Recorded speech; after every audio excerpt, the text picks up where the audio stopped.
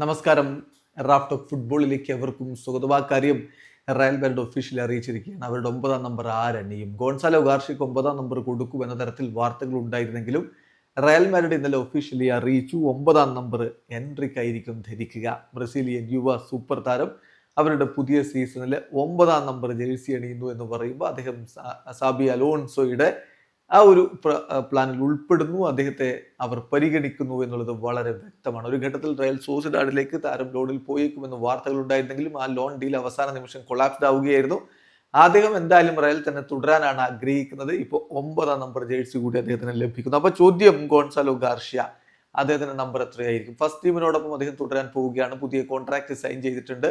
2030 വരെ അവിടെ ഉണ്ടാകും. ഈ ഒരു ഘട്ടത്തിൽ അദ്ദേഹത്തിന് കൊടുക്കുന്ന ജേഴ്സി നമ്പർ 16 ആ കാര്യവും റയൽ ഒഫീഷ്യലി അറിയിച്ചിട്ടുണ്ട്. അപ്പോൾ റയൽ ആരാധകരുടെ മറ്റൊരു ചോദ്യം സ്വാഭാവികമായിട്ടും ഫ്രാങ്കോ മസ്റ്റൻഡൂനോക്ക് ഏത് ജേഴ്സി ആയിരിക്കും ലഭിക്കാൻ പോകുന്നത് എന്ന്. ലഭ്യമാകുന്ന വിവരപ്രകാരം there is only one number left in Real Madrid squad, that is 25. 25-ാം നമ്പർ അദ്ദേഹം എടുക്കാനാണ് സാധ്യത. ആ ഒരു നമ്പർ മാത്രമാണ് ഇനി അവൈലബിൾ എന്നതാണ് റിപ്പോർട്ട്. എന്തായാലും ഇന്നലെ ഒരു പ്രീ സീസൺ ഫ്രണ്ട്ലി മത്സരം ലെഗാനസിനെതിരെ റയൽ മാഡ്രിഡ് കളിച്ചിട്ടുണ്ടായിരുന്നു. 4-1 അവർ വിജയിക്കുകയും ചെയ്തു.